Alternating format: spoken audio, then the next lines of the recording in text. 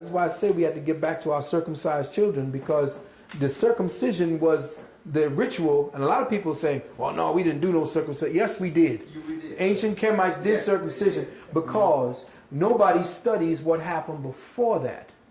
See, what happened before that was a great trauma that changed the genetics of our people.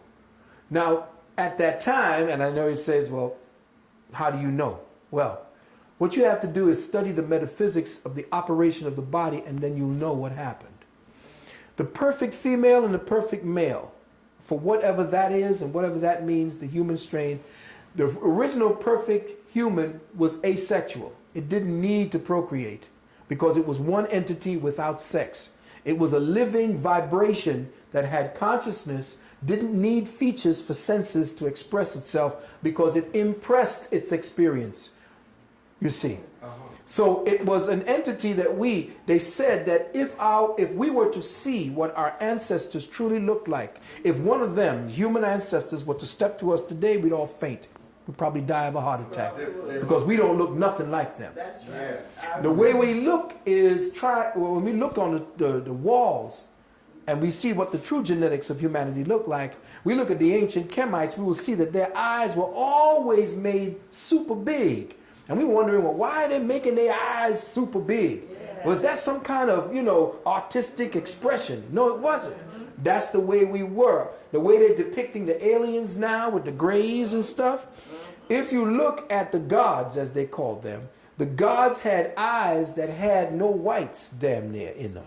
Almost like they call them the doe-eyed gods. If you look at a deer, there's no white parts in a deer. The eye of the higher animals, there's all black. And that's how our ancestors looked. We didn't have scleras.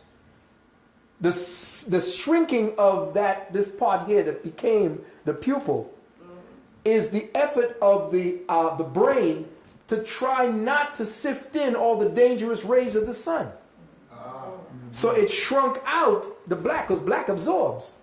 So it shrunk it in order to protect the brain from the high radiation light frequencies.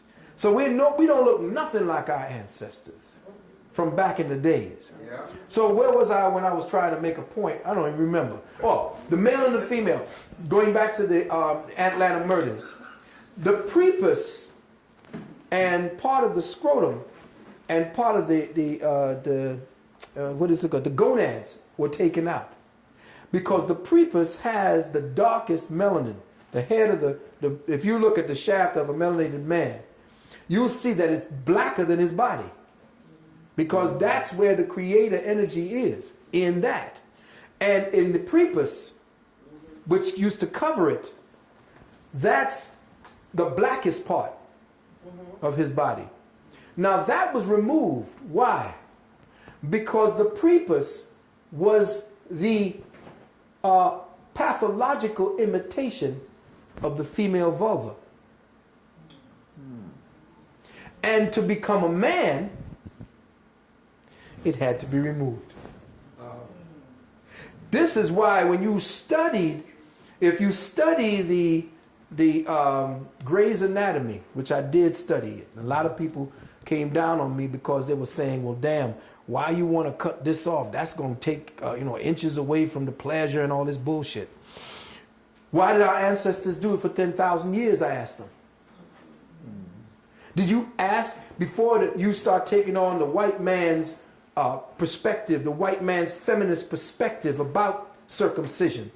Did you ask them why they did it for 10,000 years? Not just in Africa, but all over the damn planet damn near. Because within us, we recognized and knew that that was not the way the male was made. And if you go into the old medical books, which I studied, the Gray's Anatomy, it's funny how Gray's Anatomy is no longer being referred to as the best book on anatomy. But I go back to the old shit. That's why I don't like the new dictionaries.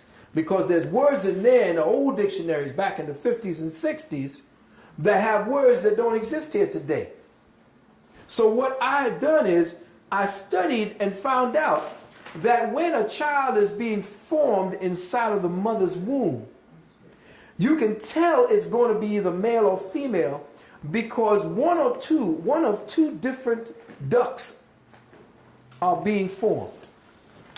When it's a male, coming off of the kidneys is something called the Wolffian duct. And it's Wolffian duct, I believe. If it's reversed, then take what I'm saying as reversed. Okay, the Wolffian duct, we'll say. Coming off of the kidneys and the forming of the fetus is something called the Wolffian duct. And in the book, it states that the Wolffian duct begins to develop into the penis. And as the child is developing, the penis is developing, you get right to the head. And as the child is developed, all of a sudden there's a spurt of growth that covers right over the head. And they say, well, why would it need to cover over the head? And they say, well, that's what is there. Nature did it, it's to protect it. I say, well, what if that's a pathological expression of nature? And the ancestors knew that and removed it. Because in the previous knowledge of the ancestors, they never had it before. Now we go to the clitoris. And we say that the females who have a 10,000-year-old secret society of women who still do it, dealing with a tradition, they say, well, they're butchering it. Yeah, well, back in the days, they didn't butcher it because just like the umbilical cord was tied off and dried up, the same thing happened to the clitoris back then. Because the women knew what to drink and they knew what to use on the clitoris to dry it up and atrophy the masculine principle within themselves. So for the woman to become a woman, she had to atrophy that so that she could be the woman. For the man to be the man, he had to take off the female presence on him. So when you begin to see it from the wisdom of the ancients, you begin to understand. Now, when the man goes back after he's done what he's done and he's grown older, or he wants to become a priest, what does he do? He goes into his sanctuary or goes into the place where he is in his monastery, and he puts on the habiliments of the monastery, and then he replaces the prepuce with the hood. That's the reason for that. Okay. That's the expression, because he's now asexual and he has both sexes that he represents. He's not supposed to be sexual. The hood represents the return of the prepuce over this head. You see, when we stop falling into the bullshit, whatever it is that white people are trying to tell us about ourselves, and we stop playing into that game that white folks got us believing is real, of course it's going to be butchering. Because if the sisters back then don't have the same cultural tools and cultural rituals and cultural knowledge that they did, that they conducted that ritual for the females, of course it's going to be butchery and it's not going to be the same anymore. What is the same in our society anymore? But if they're trying to continue the tradition, it was for a reason. And for them to be castigated after doing it for 10,000 years and you coming along with all your knowledge and science and saying, well, you shouldn't do that. It's called female genital mutilation. What the hell does that mean? Yeah, it's just another white woman's way of functioning and trying to take over. And most of the sisters, that's the one, right, and most of the sisters promoting against that tradition were educated in Europe. You see.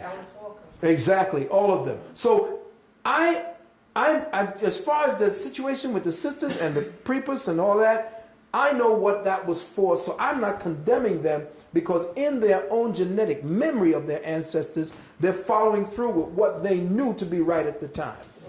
Our genetics are perverted. Part of the expression of that perversion is the prepuce and the clitoris. Now, they can come to me and try to come at me with what they know. I don't care. I can still destroy any theory they bring, because I'm dealing from a metaphysical, metahistoric, and metacultural perspective. They will never get behind what the culture is seeing in front. They don't go behind why it happened. Some, even the brothers and sisters in Africa, don't even know why they still do it. They just know that they do it because their ancestors did it. Like they braid their hair. Exactly. Braiding their hair, doing the, what do you call it, putting it through their lip, putting it through their ear. They know that this was for some reason, but it now becomes ornamentation, or it just becomes medical now. You see, but it was for a scientific reason. We didn't do stupid things to ourselves. Now, moving right along, if